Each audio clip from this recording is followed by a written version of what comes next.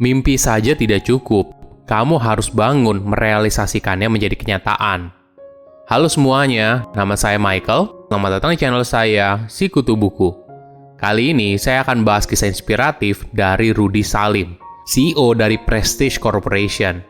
Dia adalah pengusaha muda yang sukses berjualan mobil mewah. Sebelum kita mulai, buat kalian yang mau support channel ini agar terus berkarya, caranya gampang banget. Kalian cukup klik subscribe dan nyalakan loncengnya. Dukungan kalian membantu banget supaya kita bisa rutin posting dan bersama-sama belajar di channel ini. Rudy Salim lahir di Jakarta pada tahun 1987. Dia lahir dalam keluarga dokter. Ayah, ibu, dan kedua kakaknya berprofesi sebagai dokter. Lahir dalam keluarga dokter membuat Rudy dipaksa keluarganya untuk jadi dokter karena ukuran sukses bagi keluarganya adalah dengan menjadi dokter. Rudy lalu mengikuti keinginan orang tuanya untuk kuliah kedokteran. Namun, karena tidak ada passion di bidang tersebut, dia pun akhirnya drop out di semester kedua. Orang tuanya lalu mengiming-imingi dia sebuah mobil Mercedes-Benz apabila mau melanjutkan kuliah dokternya lagi. Akhirnya dia menuruti keluarganya untuk melanjutkan kuliah jurusan dokter di universitas lain. Namun kembali lagi, karena dari awal tidak ada passion, hal ini membuat Rudy drop out kedua kalinya di tempat kuliah yang berbeda. Kali ini orang tuanya marah besar, karena dia dianggap membangkang. Bahkan dia sampai dimarahi dan dikatakan tidak usah ketemu lagi kalau belum sukses. Kondisi ini lalu membuat Rudy bingung soal masa depannya. Rudy memulai usaha sejak usianya 19 tahun. Bisnis awalnya yaitu di microfinance. Baru beberapa tahun kemudian, dia memulai bisnis mobil mewah. Pada tahun 2009, dia mendirikan usaha yang bernama Excel Trade. Ide ini berasal dari hasil diskusi dengan temannya yang bekerja di perusahaan dealer elektronik. Mereka kemudian mengobrol secara detail soal model bisnisnya, mulai dari simulasi cicilan, hingga berapa besar pinjaman yang bisa diambil oleh setiap orang. Hingga akhirnya, Rudy pun memutuskan untuk memulai. Modal awal dari bisnis microfinance-nya berasal dari hasil penjualan mobil Mercedes-Benz miliknya sebesar 400 juta rupiah. Usaha pertamanya merupakan pembiayaan mikro secara online, karena saat itu, kebanyakan model bisnisnya bergerak secara tradisional. Jadi, model bisnis microfinance zaman dulu modalnya sangat besar, harus punya ruko, dan punya barang untuk dikreditkan. Walaupun begitu, karena sistemnya offline, jangkauannya sangat sedikit, yaitu hanya tersedia bagi orang yang berada di sana. Sedangkan karena dari awal pembiayaan mikronya secara online, maka Rudy bisa menjangkau pasar yang lebih luas. Dia pun menawarkan pinjaman dengan maksimum dana sebesar 5 juta rupiah.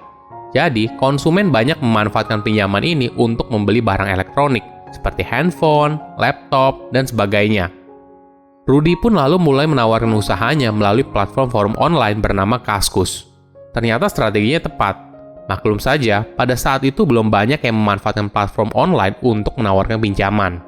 Boleh dibilang, apa yang dilakukan oleh Rudy pada masa itu merupakan salah satu pelopor dari bisnis fintech.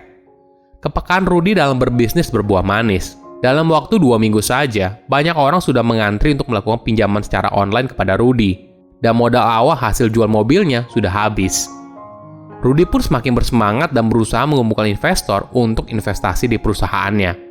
Dalam waktu 6 bulan, Rudy berhasil menggait 600 pelanggan melalui usaha pembiayaan mikronya.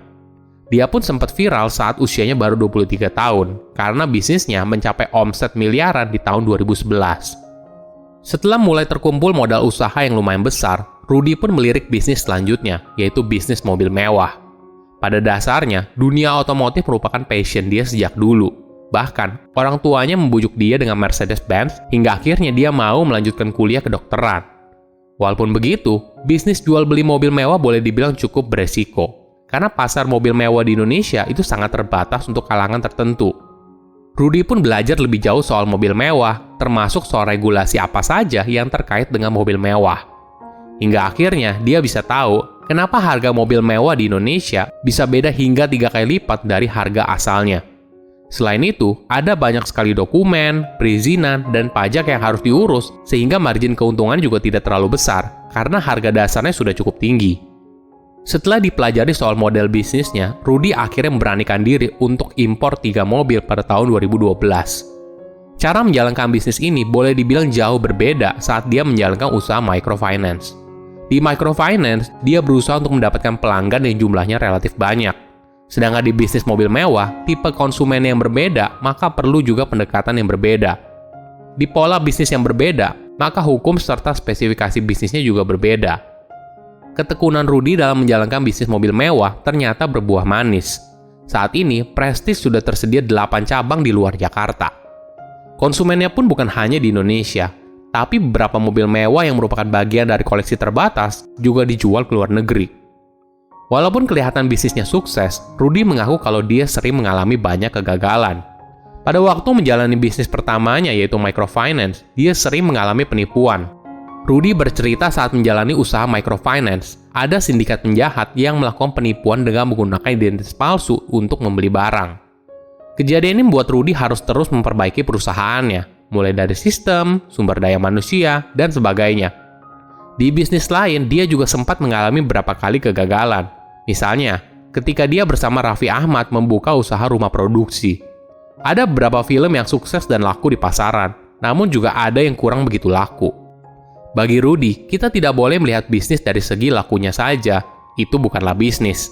Namun, kalau kita bisa menemukan kesalahan dalam berbisnis, lalu memperbaikinya menjadi lebih baik, maka disitulah kenikmatan dalam berbisnis.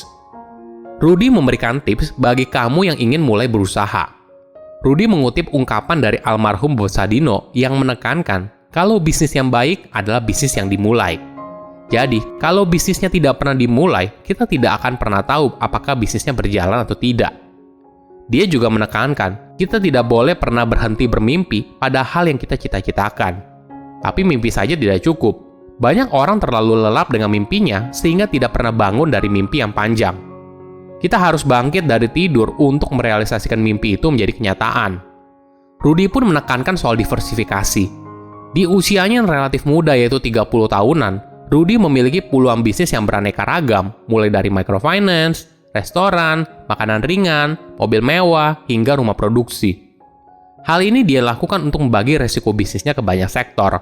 Karena tentu saja, bisnis itu tidak selamanya naik, pasti ada turunnya. Maka ketika bisnisnya turun, ada bisnis lain yang menopang. Rudy memberikan contoh saat pemerintah meningkatkan tarif pajak untuk mobil mewah. Kebijakan ini berdampak besar bagi bisnisnya. Walaupun begitu, Rudy menekankan kebijakan tersebut juga bertujuan untuk kepentingan masyarakat luas. Banyak orang bermimpi ingin menjadi orang sukses dan kaya raya, tapi tidak banyak yang bangun dari mimpinya dan merealisasikan mimpi menjadi kenyataan. Silahkan komen di kolom komentar pelajaran apa yang kalian dapat ketika tahu informasi ini. Selain itu, komen juga. Mau tahu informasi apa lagi yang saya review di video berikutnya? Saya undur diri, jangan lupa subscribe channel YouTube Sikutu Buku. Bye-bye.